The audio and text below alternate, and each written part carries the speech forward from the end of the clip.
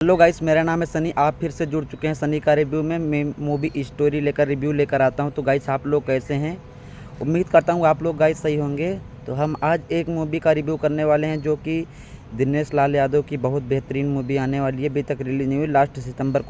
Last October को release होने वाली है, जिसका नाम पड़ता है बालमा बड़ा नादान 2। गाइस, भोजपुरी मूवी इंडस्ट्री में सबसे अच्छी और सबसे बेहतरीन मूवी होने वाली है बालमा बड़ा नादान 2। तो गाइस, इस मूवी में इतना गजब तरीके से पारिवारिक मूवी है। इस मूवी में गद्दारी और लड़ाई नहीं है, ज़्यादा मामा भांजे की लड़ाई होती है। तो गाइस, एक मूवी की कहानी जानने के लिए वीडियो के एंड तक बने रहना। चैनल को सब्सक्राइब करना ना भूलें। चैनल को सब्सक्राइब नहीं किया तो सब्सक्राइब कर लो, ताकि इस तरह की इन्फॉर्मेशन रिव्यू स्टोरी लेकर आता हूँ तो सबसे पहले आपके पास पहुँचे। तो गाइस, चलते हैं, मिलते हैं इस मूवी के स्टोरी रिव्यू में। तो गाइस, होता क्या है, दिनेश लाल यादव का एक परिवार होता है जिसमें उनकी सिर्फ पिताजी ख़त्म होते जाते हैं, माताजी ख़त्म हो जाती हैं पहले से ही, और उनकी एक दादी माँ बची रहती हैं बस।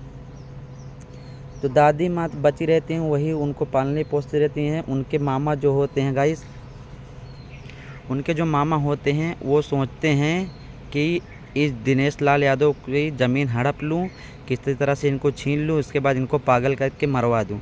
तो उनके मामा जी जो होते हैं बहुत बड़े डॉक्टर के पास जाते हैं और बोलते हैं, डॉक्टर ऐसी कोई दवा बनी है जो आदमी को पागल कर दे और धीरे धीरे अपनी याददाश्त भुला जाए।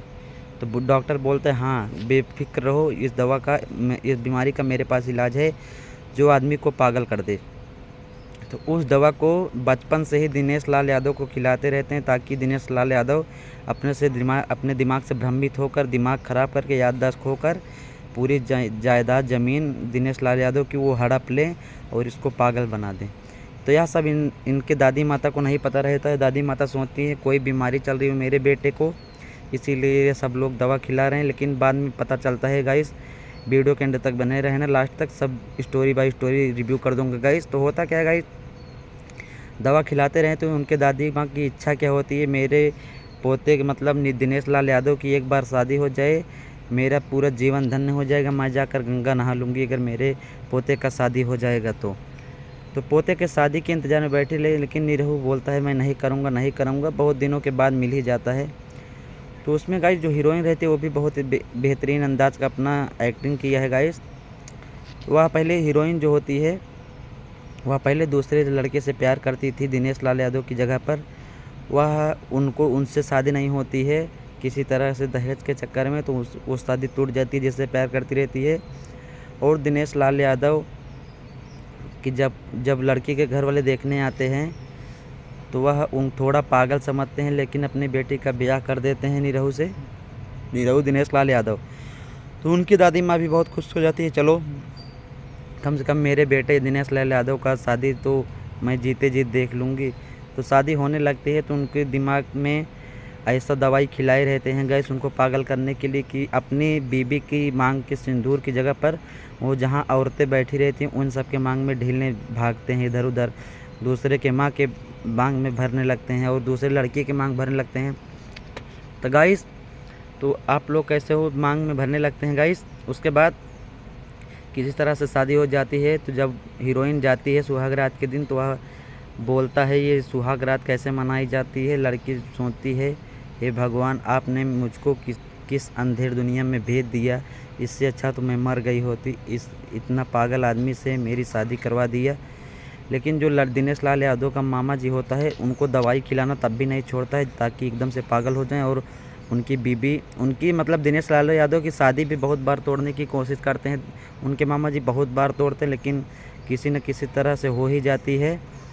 उसके बाद जब भी हीरोइन उनके पास में जाती है तो उनको अच्छा नहीं लगता है दिनेश लाल यादव क्योंकि उनको दवा खिलाकर पागलपन का दौरा पड़ाए रहते हैं उनके मामा जी। एक दिन होता क्या है, जब वो छत पर जाती है हीरोइन, तो जब दिनेश लाल यादव आता है, जो हीरोइन पकड़ती है पीछे से तो छुड़ा कर भाग जाते हैं। यह हीरोइन सोचती है ये कैसा हो रहा है, ये कुछ न कुछ तो दाल में काला है, कुछ न कुछ तो गड़बड़ है। एक दिन उनके रूम में जाती है और दवा, लेकिन एक बात है, हीरोइन जो होती है उसमें बहुत पढ़ी लिखी रहती है। जब उनके दिनेश लाल यादव के रूम में जाती है तो वहाँ पर दवाइयाँ देखती है, तो उसके बाद उनको गुस्सा आ जाता है, वह दवाइयाँ जला कर फेंक देती है और बोलती है यह सब दवा आदमी को पागलपन बनाने की है, यह सब जानकारी कौन कर रहा है, ये मेरे पति के साथ कौन कर रहा है, मैं अपने पति के लिए हद से भी लड़ सकती हूँ। उसके बाद गाइस उसी दिन से अपने पति को अच्छी दवा खिलाने लगती है पागलपन से सही होने के लिए। उनके मामा जी तब भी नहीं मानते हैं, उनको मरवाने की कोशिश करते हैं दोनों को, लेकिन कहते हैं ना गाइस, जब खुद ही संकट आ जाए तो उसमें कुछ नहीं कर सकते हैं आप लोग।